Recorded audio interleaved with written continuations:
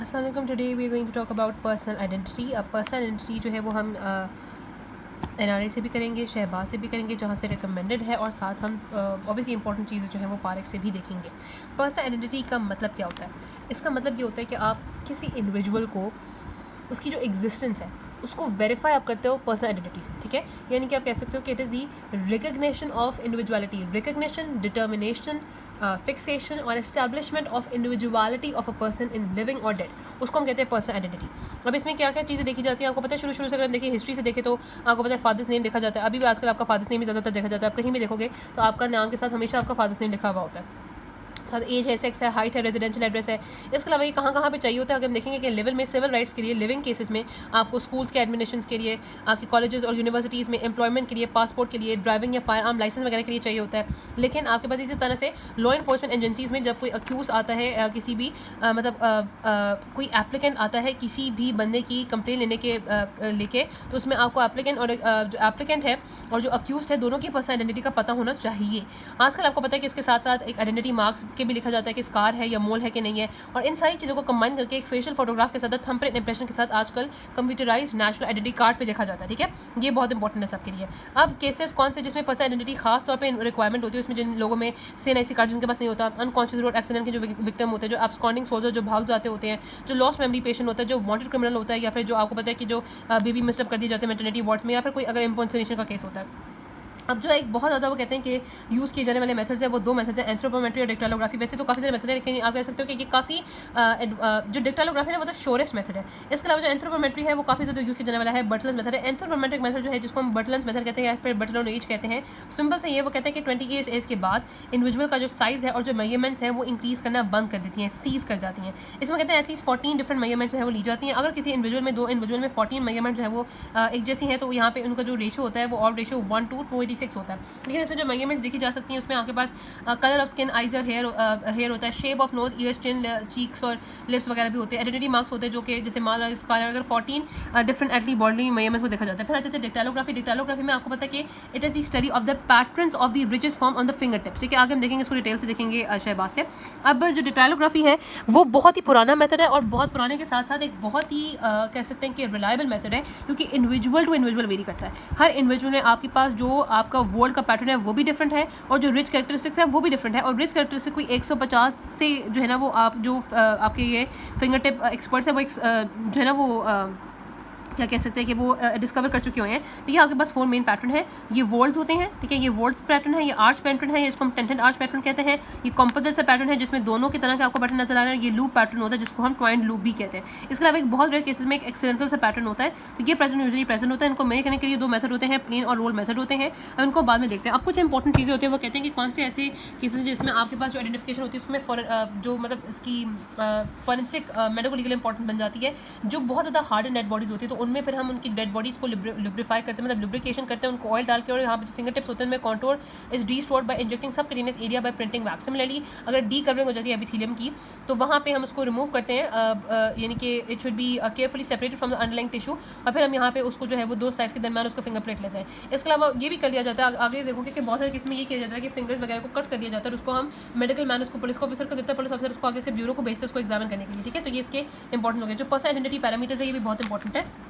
Number 1, whole body से आपको पता चल जाता है एज और वेट और सेक्स पता चल जाता है। बॉडी पार्ट से जो फेस है उसमें आपको शेप्स ऑफ आइज और नोज और चिन्स और लीव्स पता चल जाता है। हैंड से और फीट से आपको फिंगरप्रिंट्स इंप्रेशन पता चल जाता है। एनाटमी में प्राइमरी एट बर्थ कोई सेक्सुअल कैरेक्टर्स नहीं होते, लेकिन सेकेंडरी में बर्थ पे सेकेंडरी कैरेक्टर्स और जो डीजेनरेटिव चेंजेस होते हैं, जैसे आपके पास आर्कस एनालिस होता है, कैटरेक्ट होता है। आर्कस एनालिस ये होता है कि आपके जो कॉर्निया होता है उसके आउटर जगह पे एक क्या कह सकते हैं कि एक रिम सी बन जाए, ठीक है। उसके बाद फिजियोलॉजी में गेट और tone of voice of manner, pathology में कोई डिजीज, एक्सरीमा, कैल्सिफाइड फिब्रिनॉइड, और जेनेटिक्स के अंदर ब्लड ग्रुप्स और मॉर्फोलॉजिकल कैरेक्टरिस्टिक और बार बॉडी वगैरह, ठीक है। अब इसको हम थोड़े को रिव्यू करते एक दफ़ा शहबाज से। तो शहबाज में यहाँ पे फोनेटिक आइडेंटिटी की वही वाली डेफिनेशन लिखी हुई है जो मैंने बताई थी आपको। इसके आगे से ना 2 टाइप्स होती है, कंप्लीट आइडेंटिटी होती है और इनकम्प्लीट आइडेंटिटी होती है। कंप्लीट आइडेंटिटी होती है कि absolute identification of a person, या फिर absolute fixation of the individuality होती है। इनकम्प्लीट में कहते हैं कि there is ascertainment of certain facts while other facts still remain to be identified, ठीक है। उसके बाद एक होती है लीगल आइडेंटिटी। अब लीगल आइडेंटिटी कब की जाती है कि फॉर एग्जाम्पल एक डेड बॉडी आपके पास प्रेजेंट है और उसके सराउंड जो भी इंडिविजुअल्स हैं उनको नहीं पता कि वो किसकी डेड बॉडी है, the people around the dead body are unknown, so they will actually they code by a number of alphabetical letters or some other method. So we will code the body by a number number of alphabetical letters या फिर कोई और मतलब। For example किसी police को किसी जगह से शहर के बीच में से एक डेड बॉडी मिली है तो उसको वो डेड बॉडी ए लेबल कर देंगे, दूसरे को डेड बॉडी बी लेबल कर देंगे। तो इस तरह से लेबलिंग की जा सकती है, ठीक है ना। उसमें जहाँ पे आइडेंटिफिकेशन लिविंग पर्सन में सिविल केस में आपको पता है फॉल्स इंपर्सनेशन फॉर इंश्योरेंस, पेंशन और पासपोर्ट के लिए जरूरी होता है। तो ये ना आपको ये जरूरी होता है कि आपने उसकी आइडेंटिफिकेशन करनी है। तो उसके अलावा स्कूल और कॉलेजेस और यूनिवर्सिटी में एडमिशन के लिए, इनहेरिटेंस क्लेम्स के लिए, मैरिजेस और मिसिंग पर्सन में, डिस्प्यूटेड सेक्स और डिस्प्यूटेड पैटर्निटी में, आइडेंटिफिकेशन ऑफ रिलीजन में।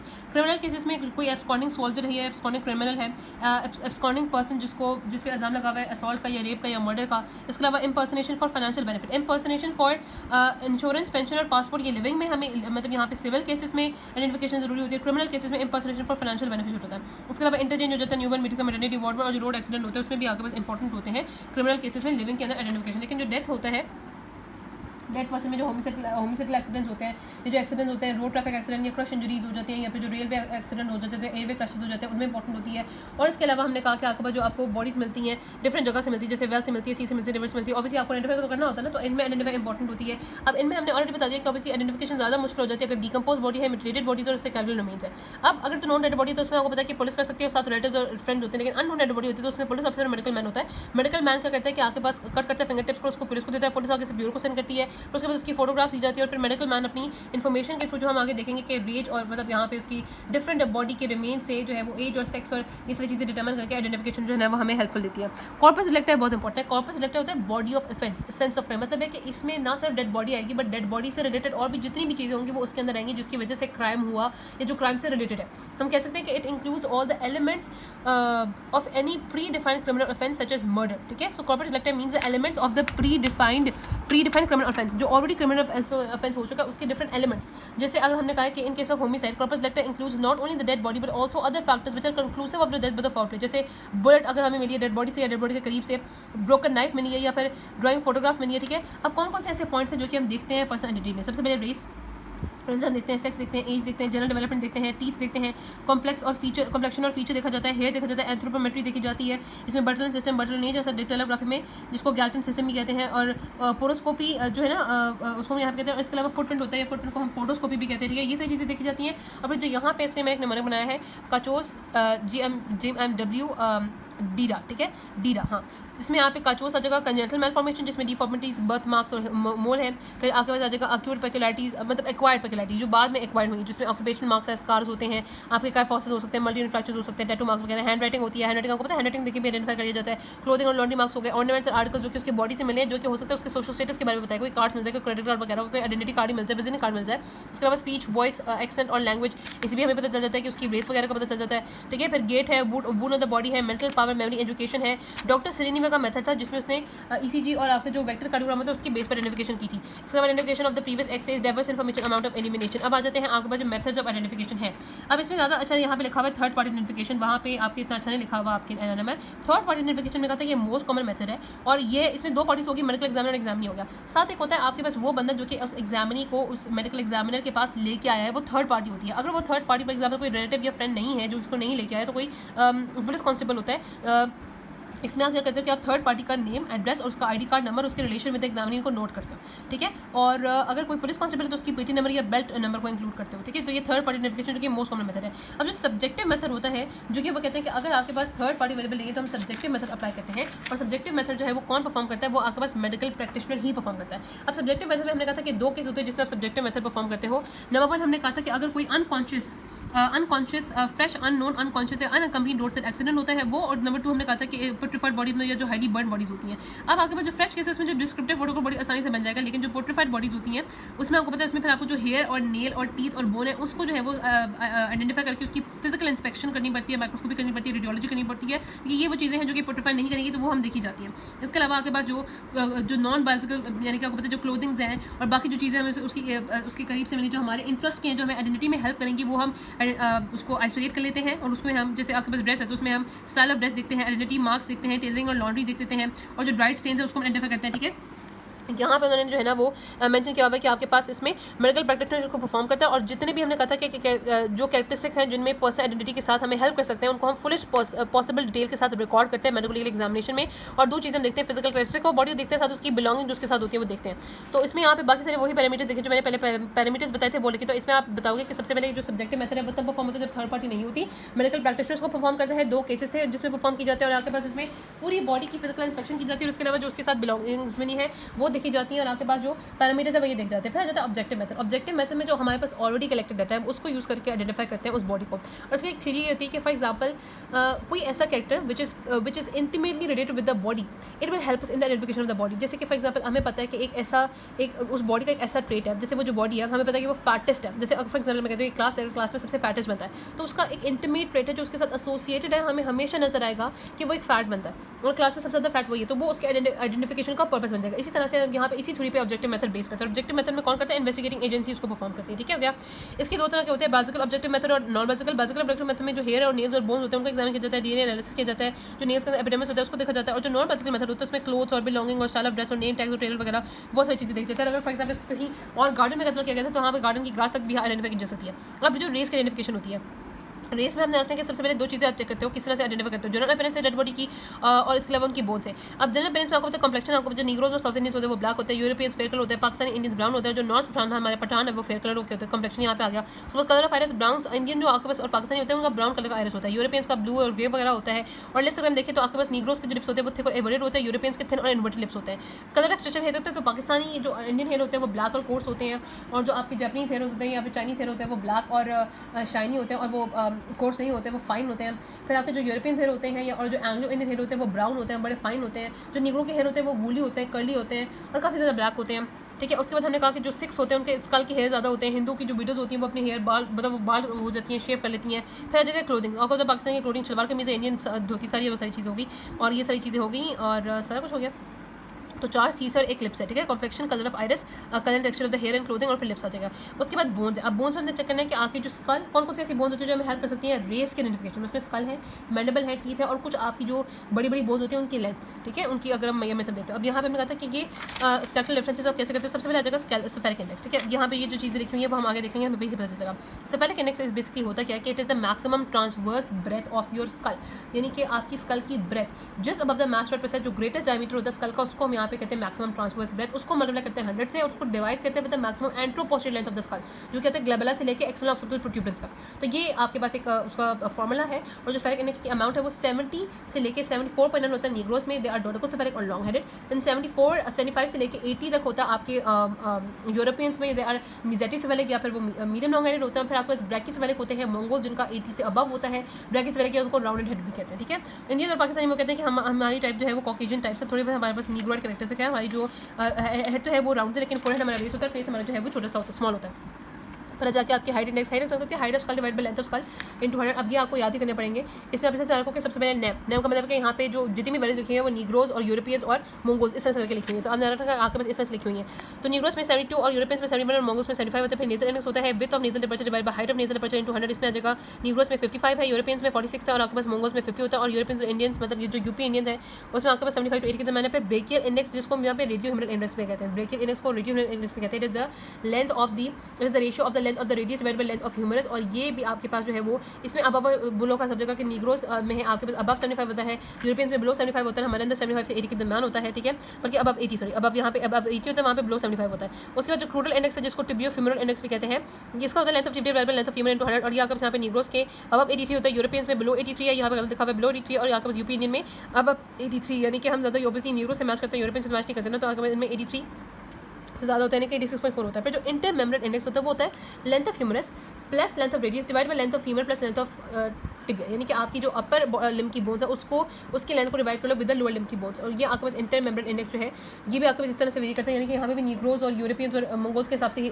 लिखा हुआ है, क्योंकि हर जगह वही आपके पास फॉलो किया गया है। तो यहाँ पे आ जाएगा आपके पास 70.3, 70.4, 67.2 और यहाँ पे फिर आ जाएगा आपका ह्यूमर फीमर इंडेक्स, ये जो आपके पास होता है length of humour divide by length of femur into 100।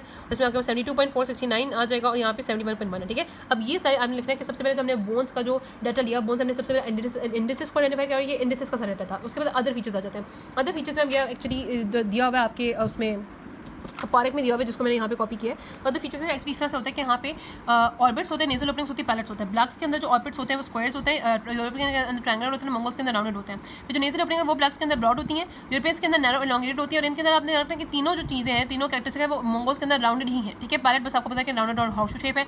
साथ जो पैलेट है वो इनमें रेक्टेंगल होती है, इनमें ट्रायंगुलर होती है। इसके अलावा मैंडिबल और टीथ की यहाँ पे लास्ट में बात की गई। जो लिम्ब बोन्स है ना, उनके जो आगे पास जो डायमीटर्स है वो हमने देख लिए हुए हैं कि रेडियो ह्यूमरल इंडेक्स जिसको ब्रेकियल इंडेक्स भी कहते हैं, और टिबियो फ्यूमरल इंडेक्स जिसको क्रूरल इंडेक्स भी कहते हैं। तो आपने एक हेडिंग देनी है आपकी सारे इंडेक्सेस की, एक हेडिंग आ जाएगी आपके अदर फीचर्स की जिसमें आ जाएगा, और तीसरी हेडिंग आ जाएगी आपके मैनेबल और टीथ की। मैंने कहा कि जो आपके पास लोअर जॉ ज़्यादा प्रोग्नेटिक होती है, एक स्टार शेप कॉन्फिगरेशन होती है, often seen on the occlusal surface of the molars and third molars begin in the first two molars in blacks. लेकिन और बाकी इसमें ऐसा नहीं होता, और आपके जो अपर इंसाइजेस होते हैं वो मंगोल्स में शोवल शेप्ड होते हैं। उसके बाद हम आ जाएंगे आपकी जो है वो रिलीजन में आपको पता है कि जो 6 के पास 5 केस होते हैं, यानी कि उनमें लॉन्ग अनट्रिम हेड होते हैं, करपन होता है उनमें जिसको स्मॉल स्वॉर्ड कहते हैं, कच्चा जिसको कहते हैं, कंगा होता है, कम होता है, कार होता है। क्रिश्चियन आपको पता है कि उनमें क्रॉस का साइन या तो वो पहनते हैं या तो कहीं बना लेते हैं। फिर आपके पास एक पारसी होते हैं, उनमें आपके पास यहाँ पे होते हैं सुदरा या कुश्ती होते हैं। फिर आपके पास यहाँ पे जो हिंदू मेल्स और फीमेल्स के डिफरेंस आ जाते हैं। अब हिंदू मेल्स में आपको पता है कि वो एक अपने लेफ्ट शोल्डर पे एक सैक्रेड थ्रेड वो पहनते हैं, जबकि हमारे हिंदू मेल्स मतलब जो मोहम्मदन मेल्स है वो ऐसा कुछ भी नहीं पहनते। फिर इनमें नेकलेस होता है वुडन मीट का, हम यहाँ पे कोई पहनता है कोई, और कोई वो जो बेगर्स होते हैं वो पहन लेते हैं। फिर टफ्ट ऑफ हेयर वो ग्रो करते हैं on the middle of the back below the head of the crown, जबकि हमारे पास ऐसा कोई भी टफ्ट ऑफ हेयर कोई भी ग्रो नहीं करता। यूजुअली ये लोग इनके पियर्स होते हैं, हमारे पियर्स नहीं होते। इनके पाँच पे है ना ये नहीं पहनते, यहाँ पे है ना जो है वो 500 फिंगर पे पहनी जाती है। फिर यहाँ पे मार्क्स होता है फोरहेड पर, रेड या येलो या ब्राइट कलर का वो मार्क लगा देता है। आपको देखते हैं कभी देखते वो पंडित वगैरह ने मार्क लगाते हैं, लेकिन आपको पता है कि हमारे अंदर ऐसा मार्क नहीं होता, बल्कि कैलोसिटीज़ बन जाती हैं जो कि सेंटर ऑफ द फोरहेड में पिटला पे बनती हैं, साथ आपकी बन जाती है लैटरल मैंगुलस पे और लैटरल टिबियल ट्रोबोसिटी पे बन जाती है। वो इस वजह से बिकॉज ऑफ दी जो प्रेयर के दौरान आपको पता है ना कि जो डिफरेंट एट्रीब्यूट्स परफॉर्म किए जाते हैं उस वजह से बन जाती है।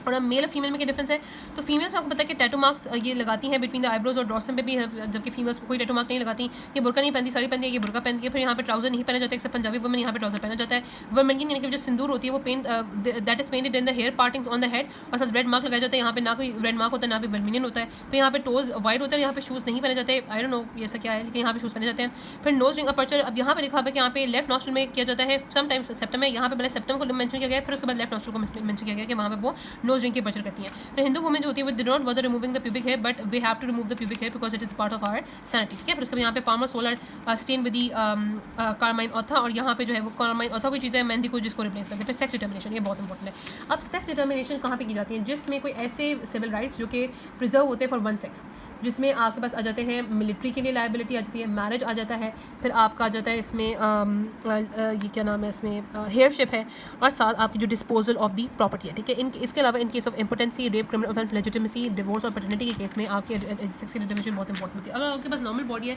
तो नॉर्मल बॉडी में तो सेक्स की आइडेंटिफिकेशन बिल्कुल भी मुश्किल नहीं होती, कोई मुश्किल बात तो नहीं है ना नॉर्मल बॉडी में। लेकिन अगर कोई आपके पास हर्माफ्रोडाइट है या मैलफॉर्म इंडिविजुअल है या कंसील सेक्स है या एडवांस डिकम्पोजिशन हो गई है, या हमारे पास सिर्फ स्केलेटल रिमेन्स है या अनडिसेंडेड टेस्टीज किसी बच्चे में है या रिलेटेड बॉडीज है, तो उसमें आइडेंटिफाई करना बहुत मुश्किल होता है।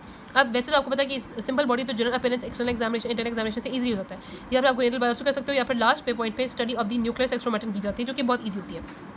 जनरली देखा जाए तो आपको पता है मेल्स के अंदर फेशियल अपीयरेंस कोई मेल वाली ऑब्वियसली क्या होती है कि उसमें उनमें फेशियल हेयर बहुत ज़्यादा होंगे, क्लोथिंग उनकी डिफरेंट होती है, gait, hair, voice, body height से पता चल जाता है। तो अब आपके पास यहाँ पे इसके अलावा सेक्स ऑर्गन की डेमोन्स्ट्रेशन से आराम से पता चल जा सकता है। अगर पुट्रीफाइड बॉडी तो उसमें भी मेल प्रोस्टेट जो है वो बहुत रेजिस्टेंट टू पुट्रीफैक्शन होता है, फीमेल की जो नॉन प्रेग्नेंट यूट्रस होती है इट इज लास्ट टू पुट्रीफाई। तो आप मतलब बहुत ज़्यादा एडवांस पुट्रीफैक्टिव स्टेज में आपको ये दोनों चीज़ें नजर आ जाएंगी, लेकिन अगर ये दोनों चीज़ें भी विजिबल नहीं है तो फिर ये डिफरेंसेस हैं जो कि देखे जाते हैं। आपको पता है मेल की एक जैसे जो मेल के कैरेक्टरिस्टिक होते हैं वो ये होता है कि वो स्ट्रॉगर है, टॉलर है, उसकी शोल्डर वाइड होते हैं और ठीक है देन हिप्स होती है, जो कि फीमेल्स में लेस स्ट्रॉन्ग होती हैं, वो टॉलर होती हैं लेकिन उनके हिप्स वाइड होते हैं। फिर हेयर जो आपको पता है शॉर्ट स्कैल्प होते हैं मेल्स के अंदर, और चेस्ट और फेस पे ज़्यादा हेयर होते हैं, जबकि फीमेल्स में स्कैल्प हेयर ही ज़्यादा लंबे होते हैं। ब्रेस्ट ऑब्वियसली मेल्स में डेवलप नहीं होती, फीमेल्स में होती है, और जो एडम जबल है वो मेल्स में परमानेंट होता है। ओके तो हम बात कर रहे थे सेक्स डिटर्मिनेशन की, जिसमें हमने बात कर ली थी कि एक तो आप जनरल अपीयरेंस से सेक्स डिटर्मिन कर सकते हो आराम से, एक्सटर्नल एग्जामिनेशन से कर सकते हो, इंटरनल एग्जामिनेशन से कर सकते हो, गोनेटल बायोप्सी से कर सकते हो। लेकिन फॉर एग्जांपल अगर आपको जो है वो किसी बॉम्ब ब्लास्ट की वजह से बॉम्ब ब्लास्ट टिश्यूज़ मिले हैं, अननोन बॉडीज़ मिली है, बहुत ही ज़्यादा एडवांस पुट्रीफाइड बॉडी मिली है, या क्रश एक्सीडेंट में सिर्फ आपको वो टिश्यूज़ मिल रहे हैं, तो आप टिश्यूज़ के सेल्स के अंदर जो डिफरेंस होता है in the nuclear chromatin pattern, उसकी बेस पे बेसिस क्या होगी कि हमारा न्यूक्लियर क्रोमैटिन पैटर्न में क्या डिफरेंस है, उसकी बेस पे आप जो है वो न्यूक्लियर सेक्सिंग करते हो। न्यूक्लियर सेक्सिंग का मतलब होता है हिस्टोलॉजिकल सेक्सिंग, यानी कि आपने हिस्टोलॉजिकल सेक्शन में उनको माइक्रोस्कोपिकली चेक करना है, उनके टिश्यूज़ में क्रोमोसोमल पैटर्न के डिफरेंस को चेक करना है, क्योंकि मेल और फीमेल में क्रोमोसोमल पैटर्न डिफरेंट है। तो उसकी बेस पर आप डिटर्मिन करोगे whether it is a male or whether it is a female. तो ये 3 आपके पास क्राइटेरिया होता है। बार बॉडी को चेक करते हो, डेविडसन बॉडी को चेक करते हो और आप सेक्स क्रोमेटिन पैटर्न को चेक करते हो। बार बॉडी आपको बताना चाहिए कि फीमेल्स के अंदर 2 एक्स क्रोमोसोम होती है, तो उसमें से जो इनएक्टिवेटेड एक्स क्रोमोसोम होता है वो कंडेंस कर जाता है और आपके पास जो न्यूक्लियर मेम्ब्रेन होती है उसके अंदर की तरफ जाकर एक कंडेंसेशन सी बना देता है। ये मिस्टर बार्ट था जिसने 1955 में इसको आइडेंटिफाई किया था और इसको चेक किया था बकल म्यूकोजा में, स्किन में, कार्टिलेज में, सुप्रारेनियल कॉर्टेक्स में, एमनियोटिक फ्लूइड में, हेयर में इसको आइडेंटिफाई किया था। तो ये माइन्यूट सी कंडेंसेशन होती है न्यूक्लियर क्रोमैटिन मटेरियल की on the inner surface of the nuclear membrane. 1.2 micron की होती है, शेप इसकी सिग्नेट रिंग की होती है and this can be made up to 2 to 3 weeks after death depending upon the nature of the development. Females 40% जो है वो पॉजिटिव होती हैं जबकि मेल्स मोर देन 90% जो है वो नेगेटिव होते हैं। तो इसलिए फीमेल्स में ही ज़्यादा बार बॉडी आपको नजर आएंगी। तो अगर बार बॉडी पॉजिटिव है तो वो मेनली फीमेल होगी, ठीक है। उसके बाद Davidson body drumstick like bodies होती हैं जो कि thin stock drumstick like projection होती है polymorphic nucleus of the feminine WBC के अंदर होती हैं और ये भी जो है वो मेल्स के अंदर क्योंकि 5% मेल्स में ये देखी जाती हैं और इनके अंदर रखा है कि इनका 1.5 माइक्रोमीटर है। ये जो है आपके पास बार बॉडी 1.2 माइक्रोमीटर की होती है, डेविडसन बॉडी 1.5 माइक्रोमीटर की होती है, ठीक है। और हमने रखना है कि it is present in males, मतलब यहाँ पे फीमेल्स में मेल्स में 5% में प्रेजेंट है, जिसकी वजह से हम 500 एटलीस्ट पॉलीमॉर्फो न्यूक्लियर सेल्स को चेक करते हैं और उसको कह सकते हैं कि फिर वो डेविडसन बॉडी पॉजिटिव है तो इसका मतलब वो फीमेल है। फिर सेक्स क्रोमेटिन में बहुत ईजी है कि वाई क्रोमोसोम को ना स्टेन करा होता है क्विनाक्रीन डाइहाइड्रोक्लोराइड स्टेन। तो बस वाई क्रोमोसोम अगर स्टेन हो गया उसके साथ फ्लोरेसेंस आपको नजर आ गया तो बहुत ईजी है, इसका मतलब है कि वो मेल है। और इसमें होता है ब्लड स्टेन्स में, कार्टिलेज में, बोन में, हेयर में आप अचानक से इसको मतलब अच्छे से इसको देख सकते हो। तो ये 3 आपके पास क्राइटेरिया हो गया। अब कुछ ऐसी स्टेट्स होती है जो इंटरसेक्स या बाइसेक्सुअल सेक्स कहते हैं। ये वो स्टेट्स होती हैं इन विच दी physical characteristics and हमने कहा कि in which the male and female characters for example gonads and physical form and sexual behavior they coexist in the same individual in varying proportion। अब इसकी 4 टाइप हो सकती हैं, gonadal agenesis, gonadal dysgenesis, pseudo hermaphrodites and true hermaphrodites। अब आपने याद रखना है कि इसकी वजह ये होती है कि जब डेवलपमेंट हो रही होती है तो उसमें कोई ऐसा मास सेल जिसने आपके पास फॉर एग्जाम्पल गोनेड बनाने थे वो या तो कोई भी गोनेड नहीं बनाता या दोनों तरह के गोनेडल सेल जो है वो बना देता है। अब गोनेडल एजेनेसिस में होता है कि आपके पास कोई भी जो है ना वो टेस्टिस या ओवरीज कोई भी डेवलप नहीं करते, क्रोमैटिन नेगेटिव ये बंदा होता है, अर्ली लाइफ में डिटेक्ट हो जाता है। डिसजेनेसिस में क्या होता है कि एक्सटर्नल सेक्सुअल स्ट्रक्चर्स प्रेजेंट है लेकिन, और ये भी आप कह सकते हो कि प्यूबर्टी तक नॉर्मल डेवलपमेंट हो रही है लेकिन प्यूबर्टी के बाद टेस्टिस और ovaries they fail to develop, जिसमें क्लीनियर फिल्टर सिंड्रोम आ जाता है, टर्नर सिंड्रोम आ जाता है। क्लीनियर फिल्टर पढ़ चुके हैं XXY, एक ऐसी कंडीशन है जिनमें मेल एक प्रॉपर्ली प्यूबर्टी तक ग्रो करा होता है लेकिन प्यूबर्टी के बाद ही उसके टेस्टिकल्स जो है वो स्मॉल रह जाते हैं, उसमें गायनेकोमास्टिया होने लगा होता है, उसमें साइन ऑफ यूनोकॉइडिज्म आ जाते हैं, स्पर्मिया हो जाता है, क्रोमैटिन वो पॉजिटिव हो जाता है और उसमें जो है वो सेक्स क्रोमैटिन पैटर्न ये होता है, ठीक है। फिर टर्नर सिंड्रोम में क्या होता है कि आपके पास प्यूबर्टी तक प्रॉपर मेल डेवलप कर फीमेल्स डेवलप करी होती है लेकिन उसके बाद आपके पास सेक्स इन्फेंटिलम हो जाता है, शॉर्ट स्टैचर हो जाती है बॉडी का, एमेनोरिया स्टार्ट हो जाता है, स्टेरिलिटी हो जाती है, प्यूबिक हेयर जो आपके पास स्कैंटी हो जाते हैं और वो जो है वो नेचुरली स्टेराइल हो जाती है। अब ट्रू हर्माफ्रोडाइट या बाइसेक्सुअलिटी क्या होती है कि किसी एक ही इंडिविजुअल में दोनों सेक्स का होना, यानी कि दोनों एक्सटर्नल और इंटरनल आपके पास सेक्सुअल कैरेक्टरिस्टिक्स भी हैं और साथ इक्वली डेवलप जो है आप कह सकते हो कि देखो in this type 2 sexes both external and internal are present in the same individual and equally develop आपके पास जो होते हैं वेदर इधर सेपरेट हो सकते हैं या कम्बाइन हो सकते हैं, यानी कि या तो इनमें ओवो टेस्टिस हो सकते हैं या ओवरी टेस्टिस दोनों ही हो सकते हैं, ठीक है ना। और उसके बाद यहाँ पे जो है वो सर्जिकल इंटरफेरेंस चाहिए होती है एक पर्टिकुलर सेक्स को डिटरमिन करने के लिए। उसके बाद जो सूडो हेर्माफ्रोडाइट्स होते हैं उसमें क्या होता है कि इसमें एक्सटर्नल ऑर्गन की एब्नॉर्मलिटीज़ होती हैं, यानी कि फॉर एग्जाम्पल अगर हम बात करें मेल सूडो की तो मेल सूडो जिसको हम एंड्रोकाइनोइड भी कहते हैं या वुमेनली मैन कहते हैं, एक्सटर्नल अपीयरेंस जो है वो बिल्कुल मेल की तरह की है, बियर्ड, मूस्टैचेस है, पीनस है, टेस्टिकल्स वेरी डेवलप है, लेकिन क्या होता है कि एक्सरी और प्यूबिक हेयर स्कैन के साथ यहाँ पे ना विजानल एक क्या कह सकते हैं कि ब्लाइंड थी विजानल स्लिट भी प्रेजेंट है और रूडिमेंट्री से ओवरीज और यूट्रस भी प्रेजेंट है। फिर आता है फीमेल सूडो या गाइनो एंड्रॉइड या फिर उसको मैनली वुमेन कहते हैं। तो फीमेल सूडो या गाइनो एंड्रॉइड या वुमेनली मैन में क्या होता है कि उनमें ओवरीज जो है they are more developed than testis, ठीक है। ओवरीज तो ज़्यादा डेवलप है, क्रोमैटिन ये पॉजिटिव होते हैं लेकिन इनमें हेयरलेस फेस भी होता है और ब्रेस्ट भी डेवलप होती है, सारी फीमेल की फीचर्स हैं। लेकिन क्या होता है कि इनमें जो पार्शियल फ्यूजन होती है लिबिया की, ठीक है, जो मेल का एक फीचर होता है, क्लाइटोरिस भी एब्नॉर्मली डेवलप होता है और विजाइना जो है उसमें भी मैल डेवलपमेंट होती है, ठीक है। तो ये जो मेडिकल लीगल इंपॉर्टेंस होती है इस तरह की कॉम्प्लिकेशन की वो आपके पास हेल्पफुल मतलब वो आपकी इसकी मेडिकल लीगल इंपॉर्टेंस आती है। उसी तरह मैरिज में, इनहेरिटेंस में, सिविल राइट्स में आगे आप देखोगे और भी कुछ चीज़ों में इसमें आती है। कंसील सेक्स होता है जिसमें एब्नॉर्मलिटी जो होती है वो एनाटॉमिकल फीचर की होती है। अब हमने बात करनी है ये सेक्स के डिटर्मिनेशन का जो सबसे अच्छा क्राइटेरिया होता है ना वो आपके पास होता है बोन्स। क्या बोन्स है किस तरह से, यहाँ पे तो 3 क्राइटेरिया बताए हुए हैं कि एनाटॉमिकल, क्रोमोसोमल और साइकोलॉजिकल, ठीक है। एनाटॉमिकली में हमने देखा कि आप यहाँ पे ऑब्वियसली उसको व्यू करते हो, आप यहाँ पे एक्सटर्नल ऑर्गन्स को देखते हो, आप यहाँ पे गोनेडल बायोप्सी करते हो, आप ओवरियन और टेस्टिकुलर टिश्यू को माइक्रोस्कोप के अंदर देखते हो। लेकिन एनाटॉमिकल जो मतलब फॉर एग्जाम्पल अगर बहुत ज़्यादा पोर्टिफाइड बॉडी है तो बोन से आप इजीली आइडेंटिफाई कर सकते हो और बोन्स एक बहुत ही रिलायबल फीचर आप कह सकते हो। उसके बाद क्रोमोसोमल आ जाएगा जो हमने अभी पढ़ लिया, उसके बाद साइकोलॉजिकल आएगा जो हम एंड पे देखेंगे। तो बोन्स जो होती हैं इसमें आप ध्यान रखना है कि हम यहाँ पे बता चुके हैं कि हेयर और नॉन ग्रेविड यूट्रस और प्रोस्टेट जो है वो आपके पास आखिर रहते हैं, लेकिन उसके बाद हमारे पास जो क्राइटेरिया होता है वो बोन्स होता है जो कि आपके पास रिंग है कि बोन्स काफी रेजिस्टेंट होती है तो पुट्रीफैक्शन। तो उसके बाद आप यहाँ पे हम देखते हैं कि कौन कौन से आपके पास ऐसी बोन्स जो हमें हेल्प करती है, जो इंटायर स्केलेटन होता है वो आपको 100% एक्यूरेसी के साथ सेक्स की डिटर्मिनेशन कर देगा। पेल्विस 95% करेगा, स्कल 92% करेगा, पेल्विस और स्कल मिलकर 98% करेंगे, इवन कि पेल्विस और लॉन्ग बोन भी मिलकर 98% करेंगे, लेकिन लॉन्ग बोन्स अलोन जो है वो 70 to 80% तक करेंगी। अब जो स्कल होता है ना, अगर हम स्कल पे डिफरेंसेस पे आ जाते हैं, अब हमने एक्चुअली डिफरेंसेस पढ़ने हैं। तो स्कल जो है वो फीमेल्स में स्मॉलर होता है और 10% उसमें लेस कैपेसिटी होती है देन मेल्स, लेकिन एक चीज़ होती है कि क्रेनियो फेशियल जो आपके पास प्रपोर्शन होती है वो दोनों में सिमिलर होते हैं। मैस्टोइड प्रोसेस जो है वो ज़्यादा प्रोमिनेंट होता है, फीमेल्स में ज़्यादा प्रोमिनेंट होता है। आपको पता है कि जो फेशियल पोर्शन होता है वो फीमेल्स में स्मूदर होता है, ठीक है, और जो मैस्टोइड प्रोसेस है वो आपके पास जो है वो मेल्स में ज़्यादा प्रोमिनेंट होता है। जो फ्यूजन होती है ना आपके नेजल और आपके फ्रंटल बोन की, वो बहुत ही स्मूथ फ्यूजन होती है फीमेल्स के अंदर, लेकिन मेल्स के अंदर वो फ्यूजन भी एंगलेटेड होती है बिकॉज ऑफ दी ज़ाइगोमा जो कि बहुत ज़्यादा प्रोमिनेंट होते हैं, बाकी निकले होते हैं। ऑर्बिटल ओपनिंग आगे हम देखेंगे क्या डिफरेंस है। फिर स्टर्नम और मेन्यूडियम की यहाँ पे बात की गई है कि मेल्स के अंदर जो ये जो स्टर्नम की बॉडी होती है ना, it is more than twice the length of the manubrium, ये मेल्स के अंदर होता है। मेल्स के अंदर जो इंडेक्स होता है वो 46.2 है, फीमेल्स के अंदर 54.3। अब हम आ जाते हैं डिफरेंसेस पे। तो डिफरेंसेस के इसमें कोई निमोनिक करने की जरूरत नहीं है, बस आप ना इस तरह से इस तरीके से आपको एक सीक्वेंस में आपने चलना है। सबसे पहले होल स्कल की बात करें तो जो पूरा का पूरा स्कल होता है वो मेल्स के अंदर लार्जर होता है, और अनफॉर्चुनेटली उनमें 200 जो है वो सीसी ज़्यादा कह सकते हैं कि एंडोक्रिनियन वॉल्यूम होता है, फीमेल्स के अंदर स्मॉलर होता है। आर्किटेक्चरल डिजाइन आपको पता है कि मेल्स के अंदर रग्ड होता है, थोड़ा रफ होता है, फीमेल्स के अंदर बहुत स्मूथ होता है। ऑर्बिट मेल्स के अंदर स्क्वायरिश होता है, रिलेटिवली स्मॉलर होता है, लोअर भी होता है और उसके मार्जिन राउंड होता है, जबकि फीमेल्स के अंदर वो राउंडेड होता है, साथ वो जो है वो रिलेटिवली लार्जर होता है और हायर होता है, और उसके मार्जिन शार्प होते हैं। फिर सुप्रा ऑर्बिटल रिजेस, पहले आपने ऑर्बिट की बात करनी है, ऑर्बिट के बाद सीधा ही सुप्रा ऑर्बिटल रिज जो कि मेल्स में मीडियम टू लार्ज, इनमें स्मॉल टू मीडियम है। उसके बाद साथ ही आपने चीक बोन्स में आ जाना। चीक बोन्स मेल्स के अंदर लार्जर है, लैटरली डेविएटेड है, जबकि यहाँ पे स्मॉलर है और ज़्यादा फ्लैट है। फिर आ जाना है पैराइटल प्रोमिनेंस पे, जो कि इनमें स्मॉल इनमें लार्ज है। फोरहेड इनमें स्टीपर है, लेस राउंडेड है, इनमें राउंडेड और फुल होता है। फिर उसके बाद फोरहेड के बाद सीधा फ्रंटल प्रोमिनेंस आ जाएगा। फ्रंटल प्रोमिनेंस मेल्स में स्मॉलर है, फीमेल्स में ज़्यादा है। मैस्टोइड इनमें मीडियम टू लार्ज है, इनमें अगेंस्ट स्मॉल टू मीडियम है। फिर हम आ जाते हैं ऑक्सीपिटल रीजन। ऑक्सीपिटल रीजन में मेल्स के अंदर ज़्यादा मस्कुलर अटैचमेंट प्रोमिनेंट है, ज़्यादा प्रोमिनेंस ज़्यादा है, फीमेल्स के अंदर कम है। ऑक्सीपिटल कॉर्नर्स भी मेल्स के अंदर लार्ज है, फीमेल्स के अंदर स्मॉल है। मैंडिबल जो है ना वो मेल्स के अंदर लार्जर है, उनका सिमेसिस भी हायर है, साथ जो उनके जो रेमस होते हैं वो ब्रॉड होते हैं। फीमेल्स के अंदर जो कॉर्पल और उसके रेमल डायमेंशन है वो भी कम है, और ऑब्वियसली ओवरऑल और स्मॉल भी है।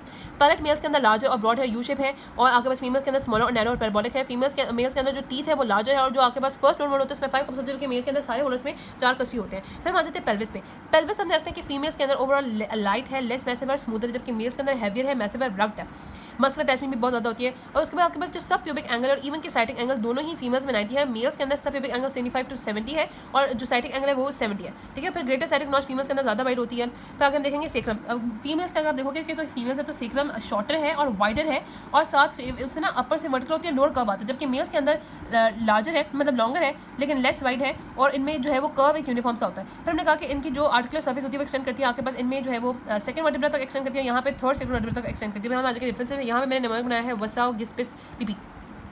वसाओ डब्ल्यू से होल पेल्विस है कि होल पेल्विस मेल के अंदर मैसिव है, रग्ड है, मार्क्ड मस्कुलर अटैचमेंट है, साथ यहाँ पे लेस मैसिव और स्मूथ है। सब प्यूबिक एंगल्स होते हैं इनमें अक्यूट होता है, वी शेप होता है, 65 to 70 होता है, इनमें राउंडेड बॉर्डर और 90 होता है, ठीक है। और आप साइटिक एंगल भी यहाँ पे एडप्ट कर सकते हैं। फिर सिम्फिसिस मेल्स में हायर होता है, फीमेल्स में स्मॉलर होता है। जो ऑपरेटर फॉर्म, अब देखो कि जो ऑपरेटर फॉर्म एसिटाब्लम में वो दोनों बाहर की तरफ निकली चीज़ है, तो वो मेल्स के अंदर ज़्यादा होगी, ठीक है। ऑपरेटर फॉर्म मेल्स के अंदर लार्जर ओवल में एसिटाब्लम लार्ज लैटरली डायरेक्टेड है, जबकि फीमेल्स के अंदर स्मॉलर ट्रायंगुलर है, और जो आपके पास एसिटाब्लम है वो स्मॉलर है, वो एंट्रोलैटरली है, लैटरली नहीं है, वो एंट्रोलैटरली डायरेक्टेड है।